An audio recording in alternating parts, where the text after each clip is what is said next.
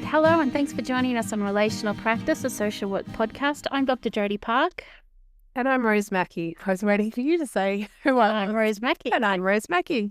And we're both private practice social workers here in New South Wales, Australia, working in the fields of child protection, out-of-home care and trauma. And we're recording this episode on Dharawal land. So today, this is the last episode in our parenting capacity series. And we're going to be talking about kinship care assessment, but also kinship care in general. Yes. Yep. We'll share what this means to us and what it looks like in our work. And, as you would have come to expect, we'll have lots of opinions about different things that maybe we shouldn't always have opinions about, but it's going to happen anyway. As always, we'd love you to follow our podcast and connect with us on Facebook and Instagram. Your questions and comments are always welcome. And the best contact is our email, relationalpractice01@gmail.com. Yes. I just want to give a shout out to our listeners that have joined us from Bosnia. Oh, yes, that's right. Pretty cool. So hello, and hello to everyone else in and around Australia and around the world. Yeah, thank you. Thank you for continuing to listen to us. It's kind of crazy. And make sure you tell all your friends. Definitely. Tell everyone. All right, let's start, Rose. When you're talking about kinship care, what a big topic. Massive topic. Where do we start? When I think about kinship care, I think about, what is that? What is the definition of kinship care? All right, so let's start there. What do you think it is? Okay, so, it's kind of interesting, isn't it? Because kinship care is, I think sometimes the definition depends on how you perceive it. Because I know that the real definition is around kinship carers are those people who have a relationship with a child, whether it's like a biological relationship or a close family friend or close family known person. Yeah. Yeah. But I feel like the way that kinship care maybe is enacted in practice is that any tangible relationship is then considered as a kinship relationship, depending on whether the child knows that person or not, depending on whether it was a pre-existing relationship or not. Yes.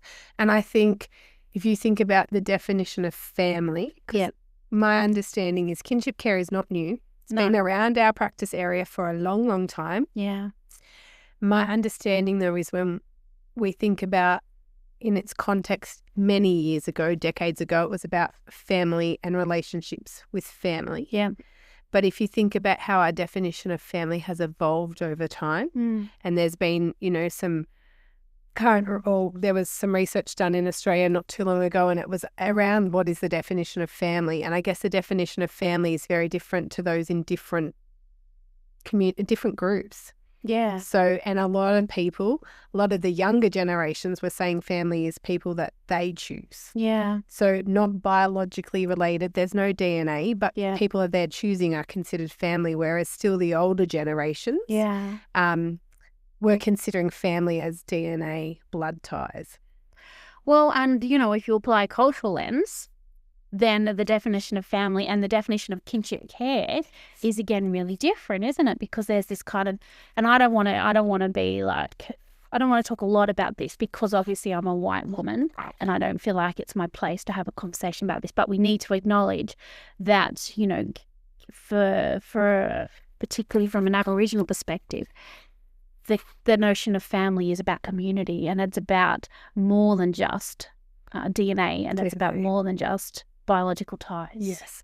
Whereas cultural and linguistic diverse people in this study were significantly more likely to view legal ties or obligations as important or very important when defining family compared to other study participants. And the same with blood genetics. What study are we talking about? So I'm talking about a study that was done in Australia, and it was done in 2019 by Dr. Gangan, and his co-authors and senior researchers are Michaela Budsnick. Sorry if I pronounced that wrong.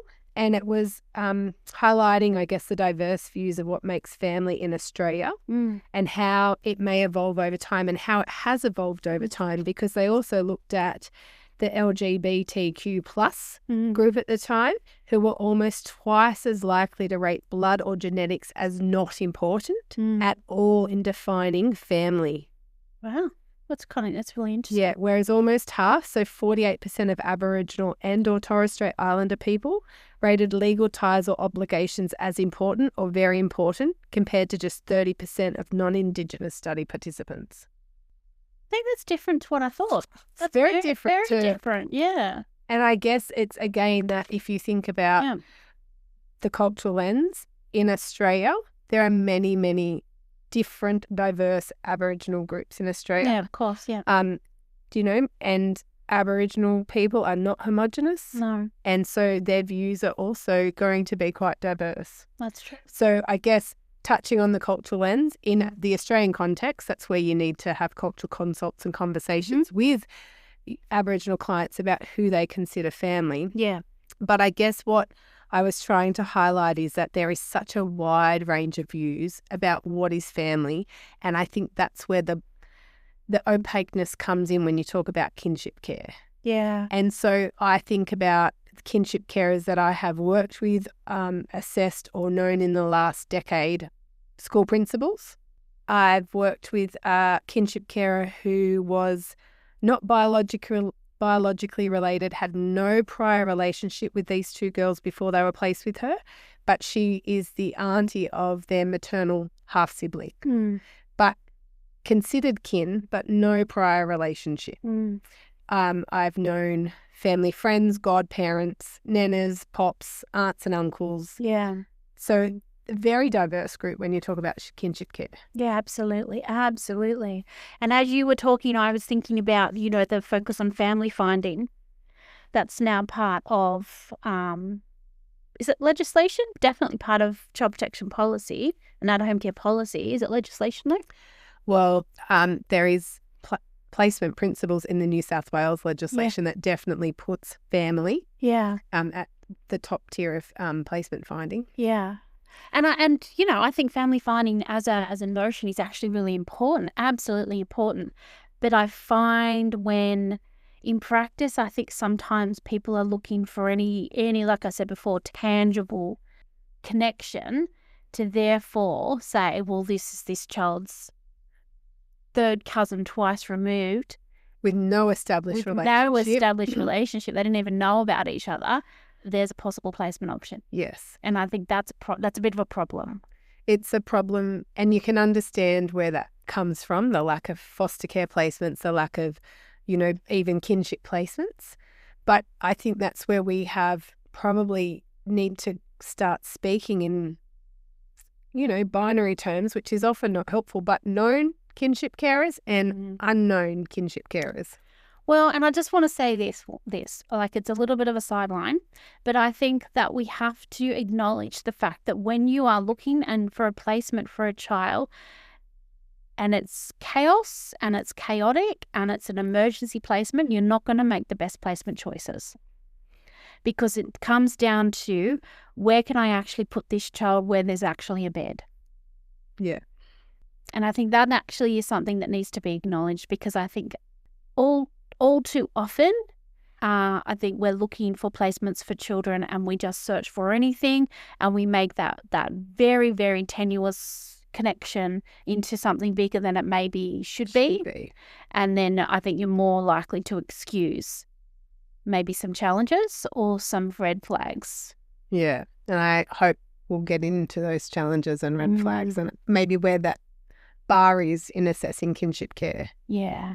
In this episode. But I think if you think about kinship care and you think about family, but also and the child's community. Yeah. Because it's a known relationship. And sometimes the community may be a more appropriate option than the DNA blood family. Absolutely. Absolutely. Yeah, absolutely. And we say that with no disrespect, but we know that not all families are safe, supportive, and protective. Yeah. And we know that not all siblings have a strong bond. Yeah. And we also know that oftentimes families can be far more harmful to children and young people than strangers. And absolutely. 100%. But also I think we have to factor in relational permanence, and that sometimes it is far, far better to retain a relationship between a child and a family member by actually making it a really nice respite arrangement or a family contact arrangement or something else than a full-time placement. Or maintaining what it was prior to removal. That's right. Yeah. Because in terms of relational permanence, the child's actually going to get a lot more well-being and goodness and, feel-good stuff. The identity, the connection. Yeah. That's much better way of putting feel-good stuff than actually. But that's what it is. It is, though. And that's great language. Feel-good stuff. Feel-good stuff. I'm having a really interesting word day. I mean, what a great day to record a podcast when you're having an interesting word day. I think just touching on that relational permanence, the way that I like my imagery around relational permanence is a patchwork quilt. Yeah. And the more patches that can be on a child or young person's quilt, the better able they are to transition successfully into adulthood. Love it. The better able they have, that real solid identity, or the journey to their identity is much stronger. Yeah. If you are working with children and young people and you start looking at the people in their lives, family, community, kin, however you want to call them, how many patches are on their quilt? And if there ain't many patches on their quilt, then we've got a lot of work to do for that child or young person. I love that analogy. I actually think that I'm going to visualize that in that way now because it makes so much sense. I love that you say you love that because that's what we wrote about in our paper. Oh, did we? Did we really? Pretty sure, yeah. Oh, my God. I mean, we've written training together, haven't we, on relational permanence, and we've delivered training. Don't tell me it was in that training, please. I think it was. No. It's a huge interest topic area for us, relational permanence. Yeah. And I guess it's another theory that underpins kinship care assessments, but also work with children and young people in the out-of-home care system. Absolutely. Because it's so important. It's so, so important. I'm just going to say can I say one other thing because otherwise I will forget. And it's kind of not, what am I trying to say? It's probably not the best place to say this now, but I'm going to say it anyway. There is some amazing research coming out around the experience of kinship carers, but particularly in relation to family contact arrangements. So have a little look for when that research comes out. It's part of a master's thesis now, and I'm hoping it'll be published. And Sue Craig is the amazing student doing that research with our out-of-home care provider. Yeah, okay. So it's really good research. She's at the writing stage now. Well, if it gets published, we might put a link up on our socials so everyone can find it. Yeah, absolutely. Yeah, I hope it gets published because Sue's done an amazing job. Oh, good job, Sue. All right. Okay, so the purpose of kinship care assessments. Let's kind of focus down onto assessments and then we can go a little bit wider in talking about kinship care generally again. Okay. Yeah. So the purpose of a kinship care assessment then is, we already talked about some of this, it's really to assess whether this person is going to be a safe and enduring relationship for the child, and can they actually keep this child safe by providing care. That was a terrible way of saying that, wasn't it? Are they a placement option or are they not? Let's put it that way. And can they actually meet the child's needs now and in the future? Yeah. Or can they just meet the child's needs immediately? Yeah. And we need to find more kinship care arrangements, more family, more community for this child for a medium to a longer term arrangement. Yeah. Because some people you assess are fantastic short-term crisis carers for children and young people. Do you mean kinship care? Kinship care and foster carers, and that's just that's what they're good at. Yeah. That's what's going to fit and meet the need. I think particularly for kinship care, if it's a pre-existing relationship, because it can kind of really act as that settling environment for a child who's been through, a terrible traumatic ordeal, obviously because they've just been removed from their parents. Yeah. And I think I mentioned earlier, I've seen principals, be assessed as kinship carers, and in just my experience, they have done a great job in the emergency crisis stage to settle the child while the caseworker can find other family and kinship carers. So can we just actually, let's just clarify. We're talking about kinship care in the context of statutory child protection. Absolutely. Yeah. We're not talking about kinship care in the context of a family arrangement. Or informal arrangement, no. Okay. Perfect. I guess the other thing, like there's lots of research around kinship care that says that kinship carers are more likely to stick in there or hang in there when things get a bit tough in a placement, which is why I think kinship care has been something that's been pushed so much, because there's this notion that the placement will be more enduring. I don't know whether I believe that or not, to be honest. No, I think on one hand I do believe it. I think kinship carers, if there is a strong pre-existing relationship, then there's usually more of a tie between that carer and that child, and they usually are going to hang in there a little bit longer when things get rocky and tough. But I don't know whether they should sometimes. Yes. And I think it's such a value-laden statement, isn't it, Yeah. that kinship carers are going to hang in there more. Yeah. And I wonder if it says more about our expectations and society's expectations about the role of family, and the expectations we have that because there's a blood relationship that you will actually provide something like a kinship care arrangement to someone. Yeah, I think you're absolutely right. It makes me feel a bit uneasy when we talk about, that from the research. I also think the research highlights that kinship carers are often less supported than foster carers.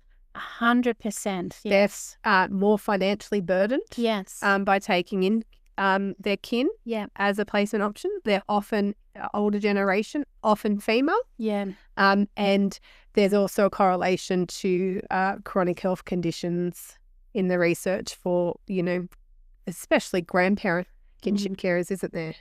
Well, and then you have that role confusion as well.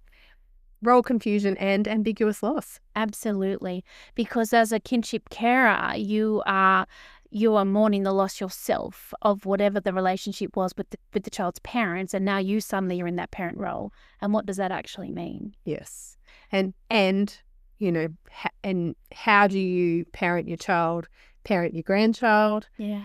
Where are your loyalties? Who are you prioritising? Yeah. How does that all work in the midst of this grief cycle of I'm no longer a grandparent, I'm no longer in my retirement years, I'm now back to possibly changing diapers, doing the school run. Yeah.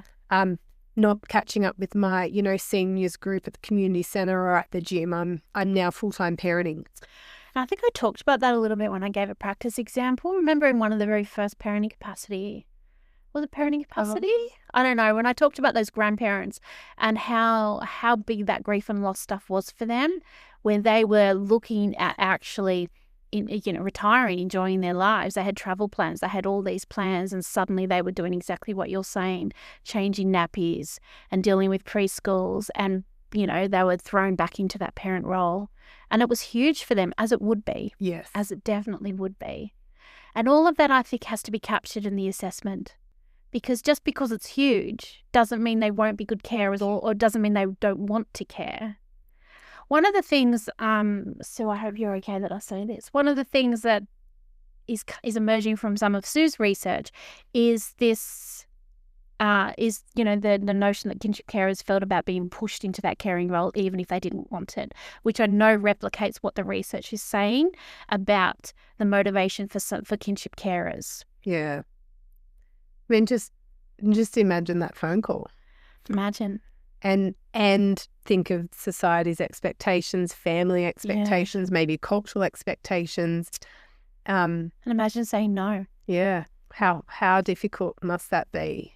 It would be too difficult. It would be so difficult. And then I guess this is where in an assessment you really need to try and tease out and understand the motivation, because I've seen kinship carers who have done it thinking my daughter or son will get better or recover from whatever the challenges are.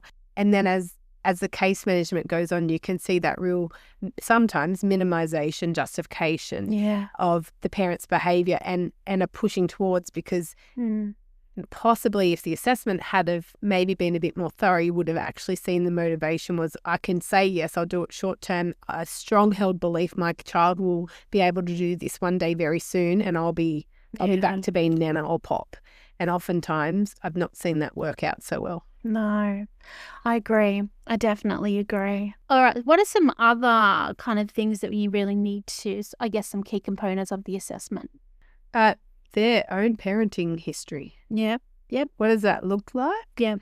And I feel like we talk about this a lot, but what in their parenting, did they parent their own biological children? Was this a blended family situation, a step family, all of that? And are there experiences that they've had where they've actually had to be flexible and adapt their parenting to meet a different child's needs?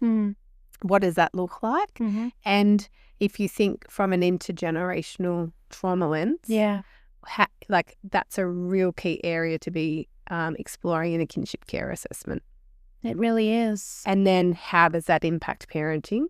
Mm-hmm. And how is the parenting evolved, changed, or remained the same? Mm-hmm. And what's that going to look like then for this child? Yeah. Because absolutely. Because I guess I don't know. And you know what I'm thinking about as you're talking? I'm thinking about there was a carer that you know of that I didn't do the initial assessment, but actually was the manager that pushed for the initial placement. And then as a private practitioner then did a review. And we've since talked about how there was some abuse in the placement that was not picked up throughout that whole process. And I think to myself, how could I, doing the review, how could I have missed that? And I think it's because there is such value, isn't there, on the relationship? There are some value judgments, I should say, placed on the relationship. And if you have a grandparent sitting before you saying all the right things, then, and presenting in such a way as, then you're probably going to miss some flags. And Jodie, abuse thrives in secrecy. Yeah. Oftentimes, people, it's not until children become adults and much later in life they're able to actually share experiences. Abuse, like the secrecy around abuse, it helps it thrive. It helps it, go on for decades. That is, oftentimes I find it hard that you're sitting here thinking, how do I miss it? Think about grooming, think about the abuse tactics, think about secrecy. Yeah. That's how things are missed. Some people have mastered the public face versus the private face. Yeah. And that's what makes, whether it's kinship or foster care assessments, tricky. Yeah, I 100% agree. And I like to think that I'm someone that can kind of really notice flags, but in that case, I didn't notice those flags. Yeah, I would think every practitioner has cases where they haven't noticed flags. Yeah. Every single one of us. Surely, yes. Yeah. But I think when you think about the importance that is placed on kinship carers and the relationship, especially if they're known, and, you are right, at least in Australia, the legislation in every state and territory mandates kinship care as the preferred placement for children. So the legislation is funneling you down into this path of kinship care. After restoration. Absolutely. So, and we still are in a context, at least in Australia, where there is those expectations and obligations on family. Yeah. You see it in the disability space, you see it in the correction space, we see it in the child protection space, we see it in the family domestic violence space. We have such high expectations of family. Yeah. And I guess as resources become scarcer, then those expectations on families increase. Yeah. Absolutely. And it's all about, as the same thing happens with services, doesn't it? It's all about you need to do more with less. Yeah. And you need to be happy about doing that. So assessing kinship carers' motivation, their parenting style, their relationship to the child, alongside their ambiguous grief and loss are pretty central areas to spend a good amount of time, and their relationship with both parents of the child. Yeah. That's where I think in kinship care assessments we're spending most of our time. And one of the things that we'll talk about when we talk about carer support is that what we really need to be focusing on is how are they going to manage being a public parent? Yes. because they're in a private family, public parenting. Absolutely. Yeah, it's tricky and it's hard. And I wonder if that's something that really needs to be focused on in the assessment. How are you going to be able to adapt your parenting to actually understanding that you're now in a public arena? You're a public parent. Yes. And how are you going to parent in a trauma-informed lens? Yeah. Because we're not talking about your own biological children. Yeah. We're talking about children and young people that are clearly in the out-of-home care system, so they've been abused or neglected in some manner. So how are you going to publicly parent in a trauma-informed manner, which is not really how private parenting works, is it? No. And so that you then need to also think about the training offered to kinship carers because you're asking a hell of a lot of people, aren't you?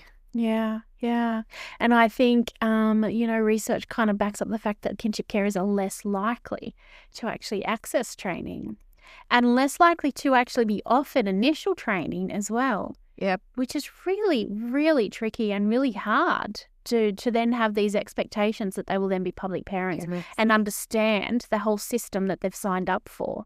Yes. And then oftentimes that only comes to light when they're in an abuse in care allegation, process, or the child's behaviours have become so challenging that there's a whole lot of other systems involved. And so they're trying to actually manage that presenting situation, but also the journey they've been on has not been very transparent, nor has anyone been oftentimes working alongside them to help them understand their role as a public parent, to help them understand how ambiguous loss is showing up, to help them understand, when they're reflecting on their own parenting and oftentimes the guilt that's associated with the fact that their child's child is now in their care. Yeah.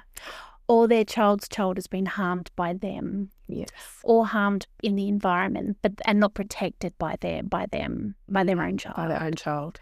Like I remember some grandparents that you know of well, and I remember when I remember removing their grandson from their daughter, and just the tears from the grandparents when they saw how physically injured this child had become after an assault from his mum, and just the grief that they had not protected this child. They couldn't protect the child. The mum was blocking their contact, but just the grief they felt that they could have done something to prevent that assault from occurring.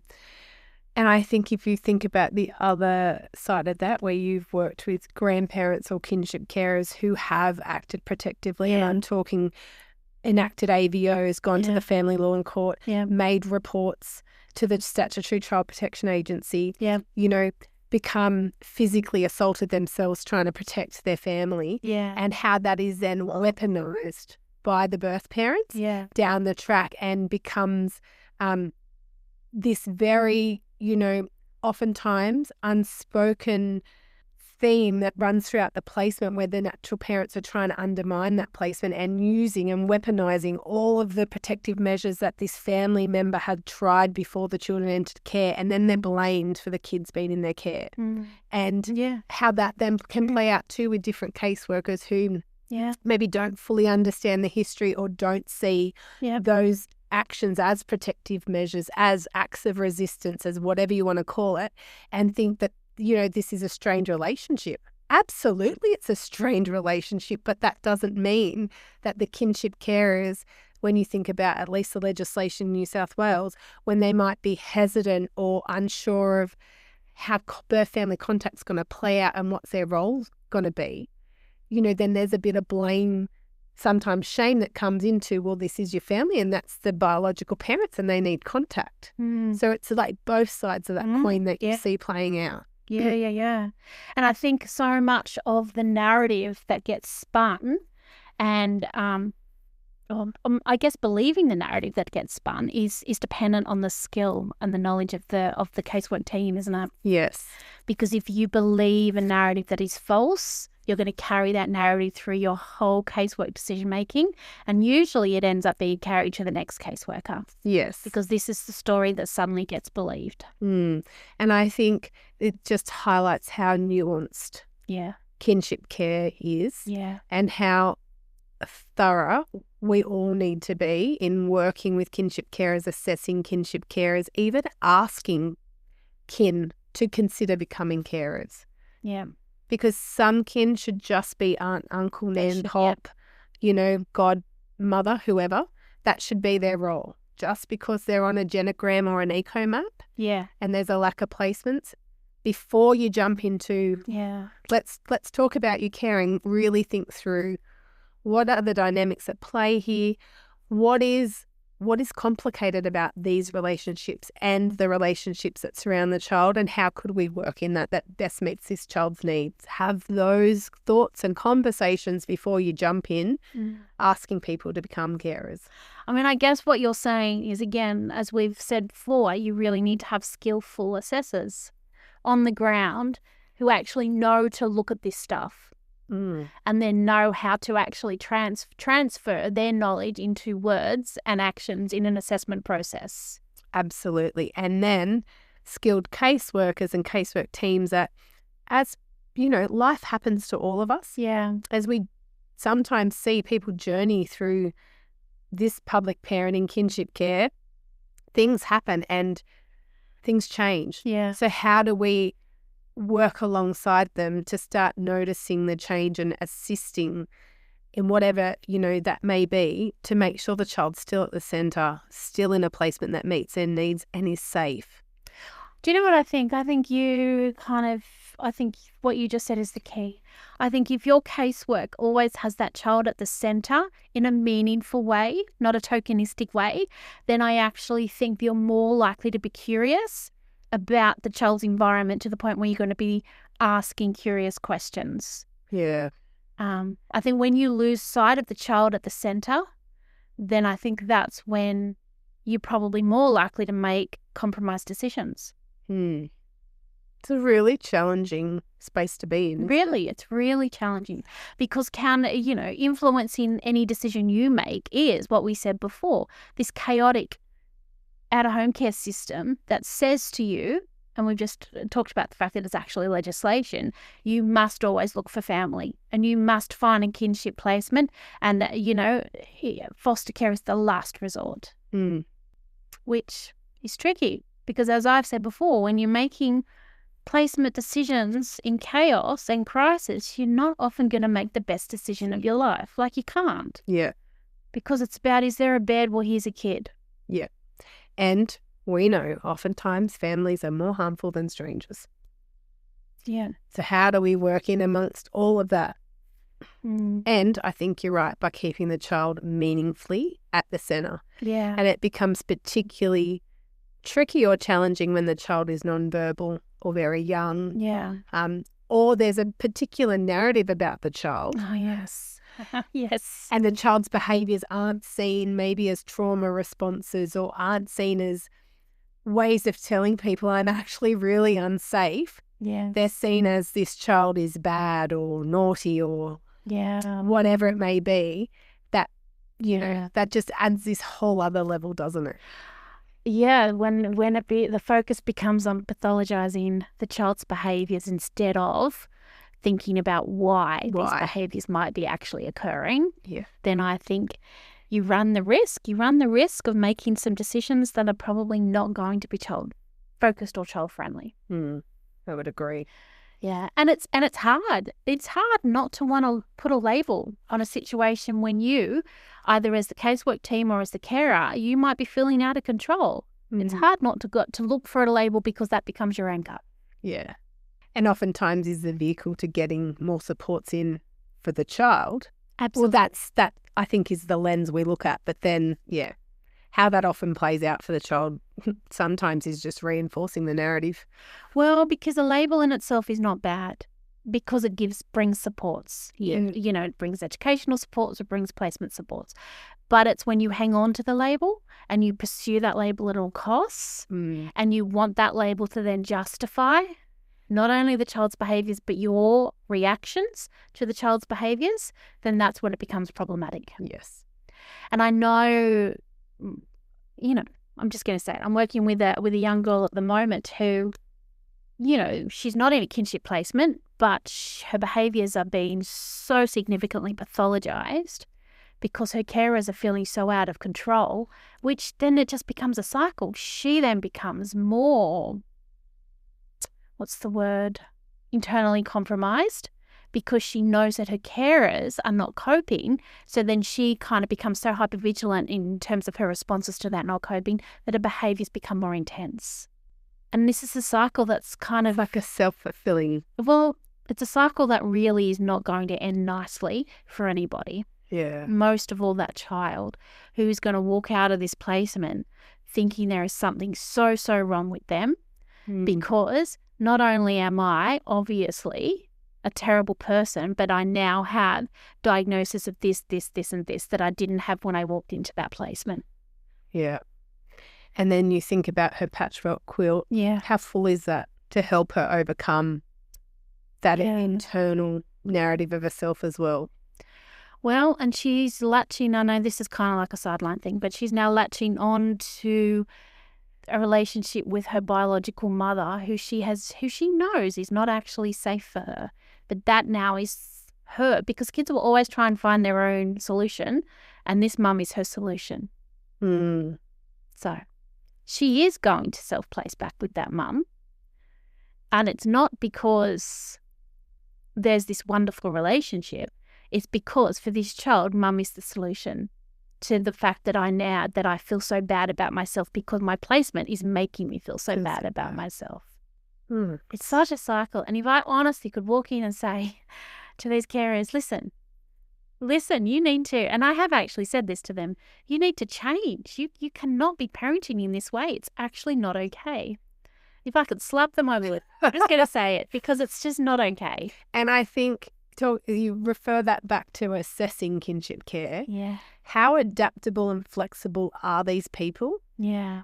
Where is a demonstration that they can take on advice from others and they can actually change and adapt? Maybe their parenting has been the same way for 30 years. Maybe they parented 4 children in exactly the same way for 30 years. Yeah. And that's how their family works. Yeah. How do you assess their adaptability, their flexibility, even their willingness to take on new information and to consider and reflect, maybe my parenting isn't the best for this child and I need to change? That's right. Because it's the onion analogy, isn't it? You know, parenting a child with trauma is you're pulling off all those outer layers to get to the inner core. Yeah. And your parenting has to pull off those outer layers in a reparative way. Yeah. And it sounds like for those carers, perhaps their assessment said they were all those things: flexible, adaptable, willing and able to take on new information and change. And maybe something's happened over the time they're not, or maybe the assessment didn't focus on it.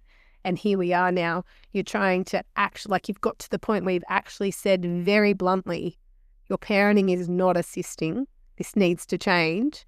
And you're in that standoff of, well, this is the way it is. And I wouldn't actually slap them, Rose. I know that. Listeners, I wouldn't actually slap. Only because they might slap me back.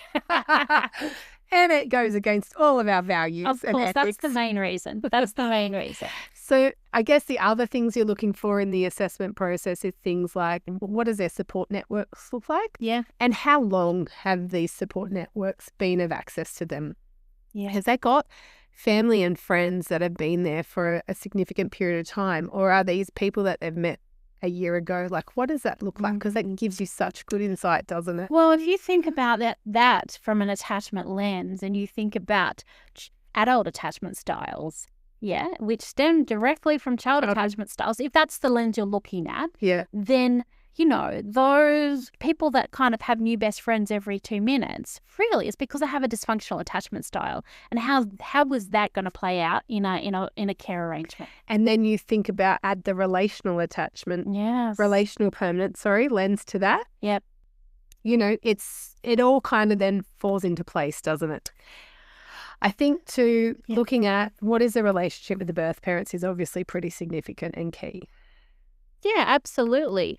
What is the relationship right now? And then, as you've said already, what is the history of that relationship? Yeah, because they need to be protective, but the legislation also demands that they provide family contact, and whether they're oftentimes pushed into being part of it, organising it, supervising it, you know, telling the agency about it. So we're asking them to be protective, but we're also asking them to be the key organizer, carry that mental load and the physical load of actually enacting birth-family contact. Well, and that goes back to research again, because there's this long-standing view based on some research that I can't even name, to be fair, not that I've helped recently, that, you can have more flexible contact arrangements if children are with kinship carers. Yes.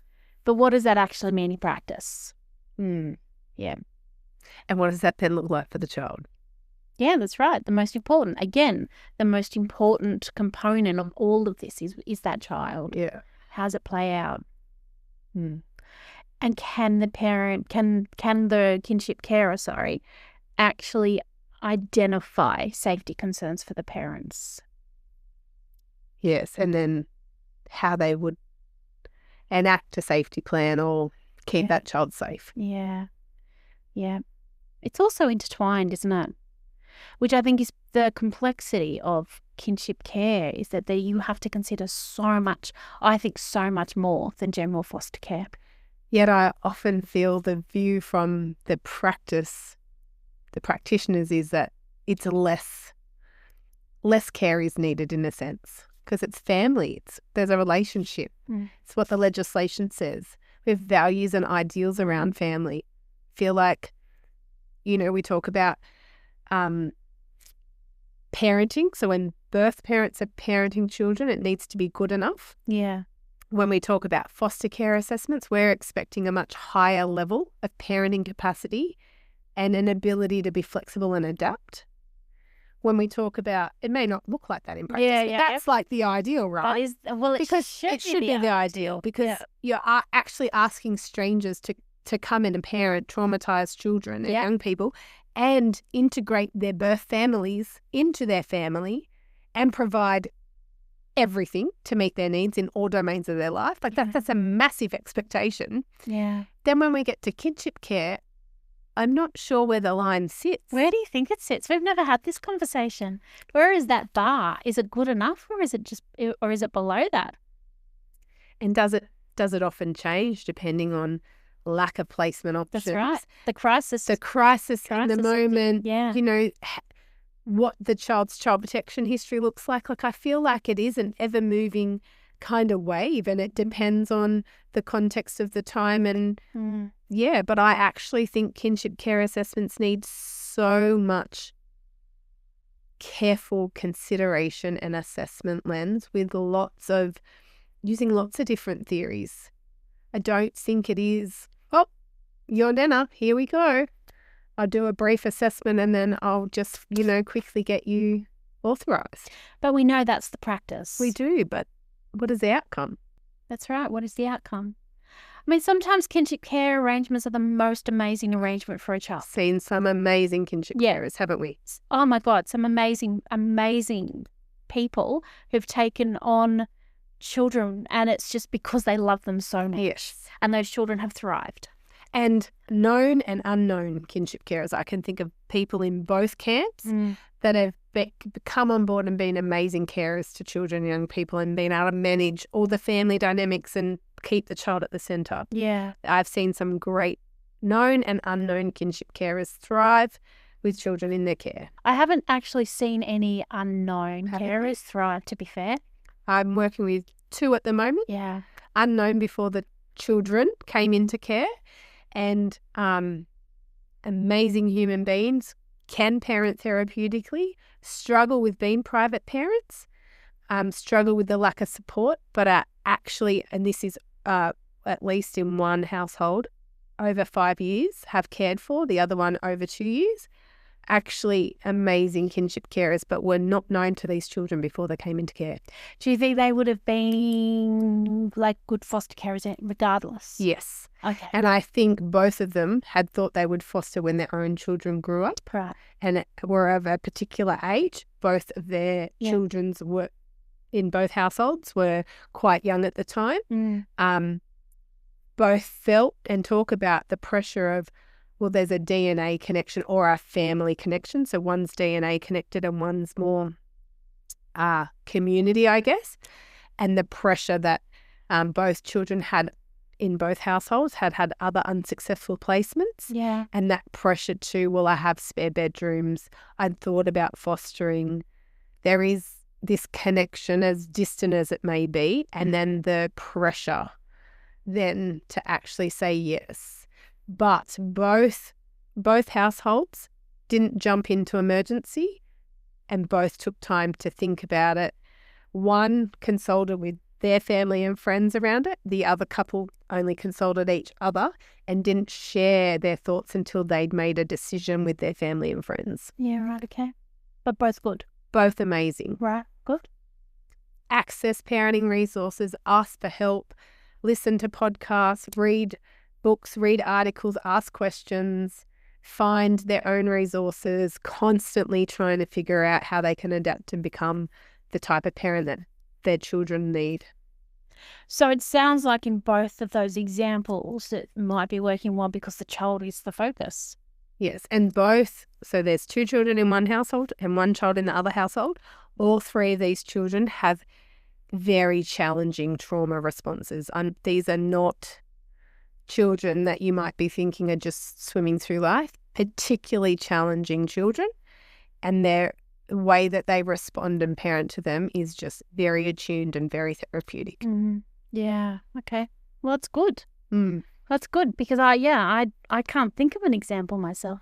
Doesn't mean there hasn't been, but I honestly at the top of my head can't think of an example of a kinship care arrangement where the carer was not known to the child, where it's actually a thriving placement. Yeah.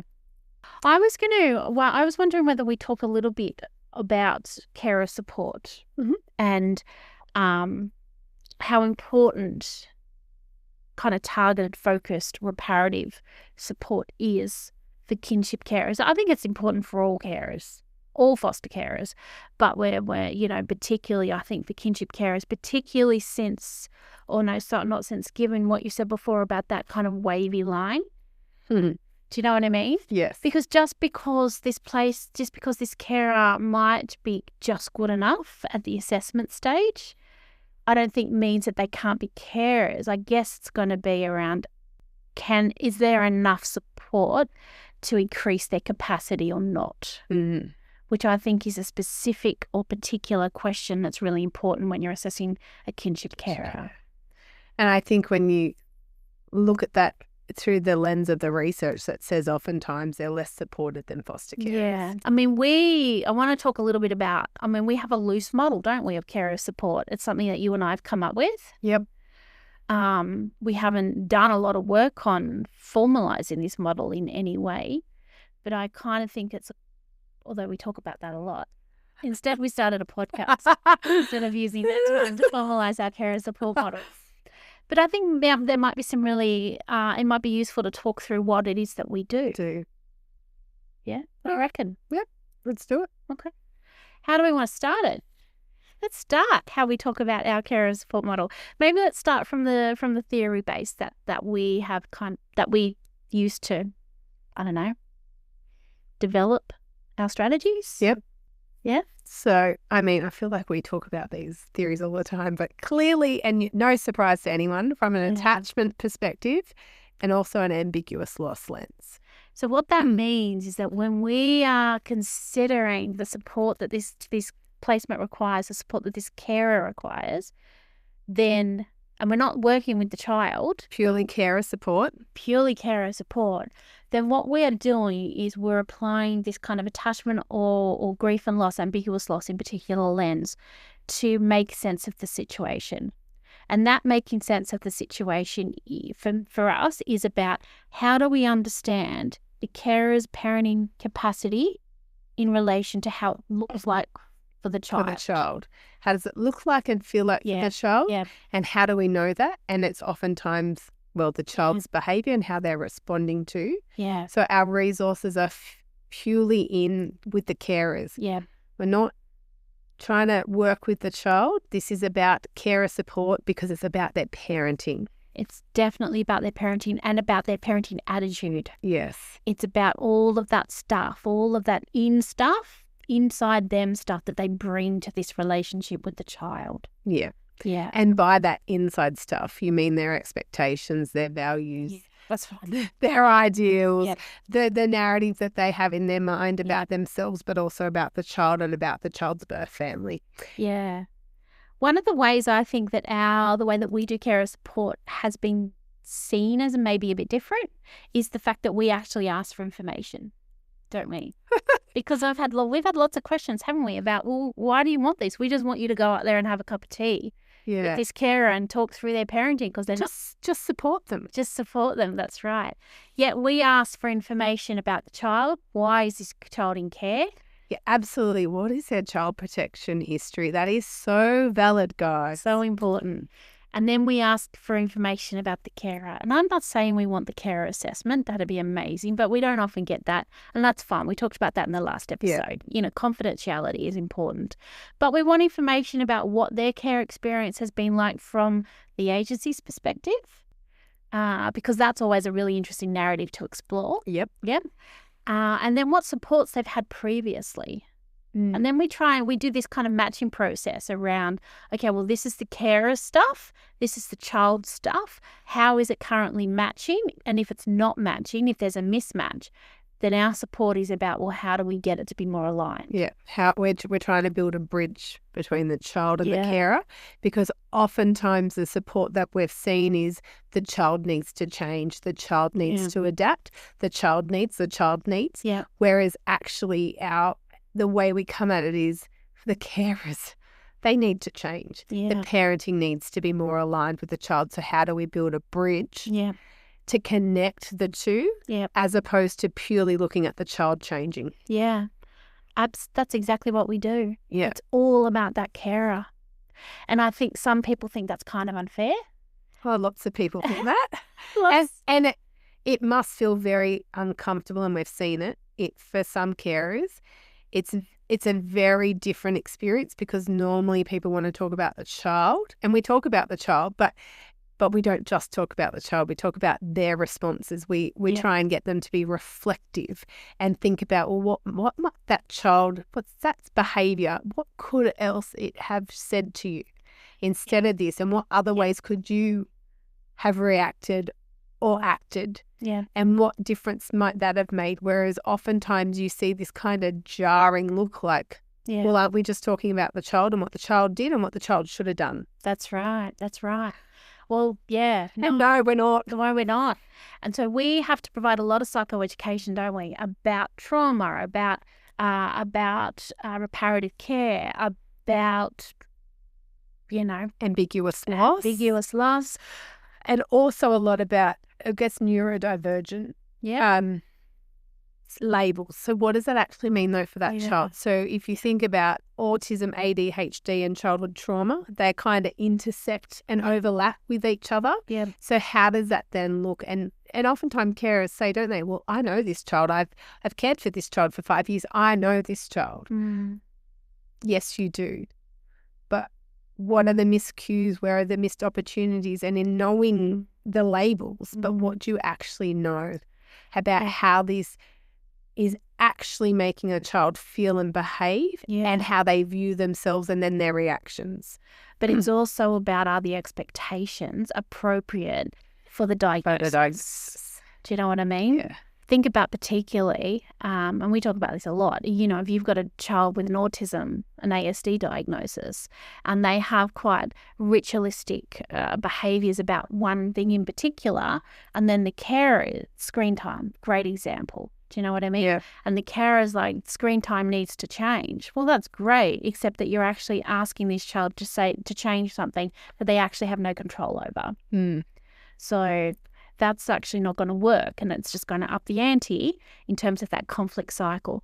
I think the other thing we do is that we talk a lot about the fact that you have to, and I think this is probably TCI stuff, therapeutic crisis intervention stuff, you actually have to put a lot, and reparative care, a lot of effort into building that relationship, building expectations, letting the child know what you expect from them, what they can expect from you when you're both calm.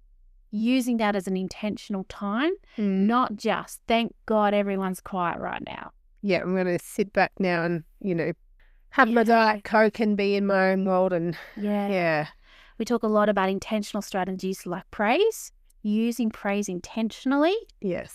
Using notes. Yep, writing on the banana in the lunchbox. That's putting right. a Post-it note on the sandwich. Absolutely. How do you find times to be very intentional to give the child praise? And we're not talking about praise about how well they did a chore or how nice they look today. No. Praise about who they actually are as a human being. Because it's not praise, it's attached to it's not a consequence. Yes. It is just, praise about identity. Yeah. Praise about them. Praise about the relationship. Yeah. Yeah, it's very different and it's very intentional. And I guess if I had to kind of talk a little bit about that, our model in terms of that, I'd say that we have a lot of the focus is on intentional actions to build joint understanding, I guess. Yes. After you have provided a level of psychoeducation around what we've talked about. Because I think I certainly have made lots of assumptions in the past about carers' actual understanding of trauma or intergenerational trauma, grief and loss, ambiguous loss. Like, you make assumptions in this area that people understand what they're seeing and what they're living. Yeah. And I feel often when you talk to agencies and practitioners about psychosocial education, there's kind of an eye roll, like, oh, God, just tell them what to do. But it actually is a really important step. For God, yes. Like, if you can understand why something might be occurring, then it actually gives you so much more insight about it when it's happening. Yes. And you think about us in our own journey as social workers or welfare workers or psychologists, whatever we are. Yeah. We continue to read and continue to learn and talk and, watch webinars or whatever we do to increase our knowledge. This is like the start of providing information, and the hope is always, and the encouragement that carers will also go and proactively engage in continuing to learn, because no one knows everything about everything, and I absolutely don't. And sometimes I still feel in over my head trying to provide psychosocial education about autism or, ODD or whatever maybe it is. And things change. So it's about igniting a spark in a carer to actually want to also continually learn and think as this child developmentally grows and changes, what's going to change and what am I going to need? Because the carer support intervention can't last forever. No. But you're giving them the pattern for how to continue to adapt their parenting as they go through this journey. Yeah. Because I think carer support, like my belief around all actual therapy, and I see it as a therapeutic intervention, to be honest, needs to be time limited. There needs to be a clear start and end time. So it can be via a date or it can be via 10 sessions and review, whatever. But it can't just be this ongoing ad hoc situation where you're having a bad day, so I come over and we have a little natter and then I leave. Then it's in an intentional process of intervention that actually has with the goal of actually building capacity. Yes. And there is absolutely a space for that. Come and have a cup of tea and a natter, because that actually makes people feel well supported and heard and seen. There's a space for that, but that's not what we're offering, because lots of other people can do that. And, caseworkers can do that. You can provide carer support or supportive conversations. Yeah. But our carer support looks a little different because it is therapeutic and we are trying to achieve a goal. And I wish, because I know that a lot of out-of-home care agencies have carer support, but I don't think it's that. Maybe it's supposed to be on some level, but I wish that there was money to actually implement. It doesn't have to be our model, but a model of carer support that actually is available to all carers, that actually has all of the components that we have talked about, because I think that is the way that you create hope for change, particularly in compromised placements.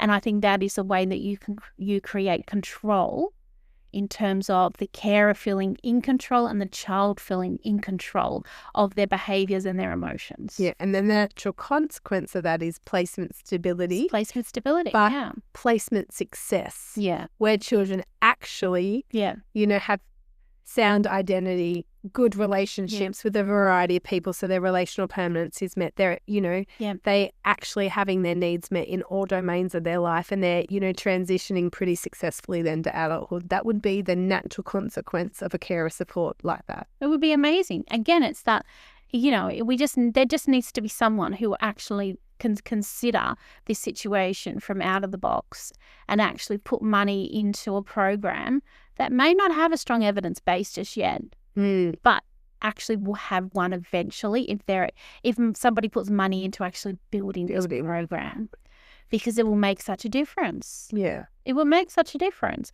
And I guess if you think about a lot of successful, consistent programs that are in place, they all started from somebody having an idea, didn't they? They did. And they're not all steeped in qualitative or quantitative research when they start. No. That comes after. That's right. It's an idea. Yeah. So I guess what I find very frustrating is that there's the short-term thinking, I think, in terms of funding. Nobody, and I said before, it doesn't have to be our model, just a model. A model. Nobody has come and said, you know what, we really need to have this model of carer support that actually is well documented. It's actually a clear model, and it's funded appropriately, and it's not done by the casework team. No, I don't. And it can't be done by the casework team. It's impossible for those caseworkers. They have enough to do, and keeping the child at the centre, it becomes very complicated when you're then trying to do a therapeutic intervention with carers. We can't. It's a bit like when caseworkers think they can do life story work with kids. Don't be ridiculous. You can't. You're not a counsellor. You're not a therapist. You're actually their caseworker, and you have a really important, vital role. Because actually the child needs to know the expectations, and there's the boundaries around your role relationship, and that's what it is. It's about keeping that child at the centre and keeping the child feeling safe with you as their caseworker. That's right. Nothing about your skill or your intention. It's all about the child. Absolutely. All right, Rose, God, what a big conversation we've had about kinship care, assessments, and then kinship care in general. I feel like there's more we could have said. So much more, but no one's got 3 hours to listen to a podcast. Yeah, well, and I'm not having a good thinking day. I said speaking day, but I think it's a thinking day. I think, as usual, you're doing a pretty good job. Yeah. I'd love to have your brain in thinking. Yeah, goodness, okay. I think, though, and we probably say it a lot, but kinship care, it is complex, it's nuanced, it takes a lot of skill, a lot of knowledge to actually do well. And even with all of that, we're all going to make mistakes because we are human, and we've talked about grooming and secrecy and, you know, families being private and how you bring a private family into the public arena and the expectations and our values, all of it. It's tricky, it's complicated. But really the aim of this podcast was to invoke some deep thinking amongst us all. You're in this complicated, complex space. And we can, always sit and reflect and think about how we're going to do something a bit differently, or go, actually, I've considered all of that and I've done a great job, and this is my reinforcement that I'm doing good. It's just meant to be thought-provoking and thinking about how we as a collective continue to do better for children and young people that are in the care system. Yeah, well said, Rose. Well said. All right, well, that does bring us to the end of another episode of Relational Practice, a social work podcast. We do hope that you have, we hope that today's discussion was valuable for your practice for all those reasons that Rose just said. In our next episode, we were going to talk about something that I won't say right now. It'll be a nice surprise, but we're actually going to hope to get a co-host for that topic. So I think maybe what we can talk about next time, and I'm just throwing this at Rose now, we haven't talked about this before, is maybe we can talk about temperament. And socialisation. Yes. Okay, you were thinking that too. Yeah. Perfect. All right, so stay tuned. 2 weeks' time, we're going to talk about children's socialisation experiences and how that then impacts on, I guess, their lifelong experience. Yeah, right. And temperament. Children's temperament styles. Can't wait. So to ensure you're always in the loop, please follow our podcast and follow us on social media, because that helps build our community and make these important conversations more accessible to other workers in the field. Stay safe, and remember, to always practice relationally. Yeah, thanks for listening. Thanks, guys. The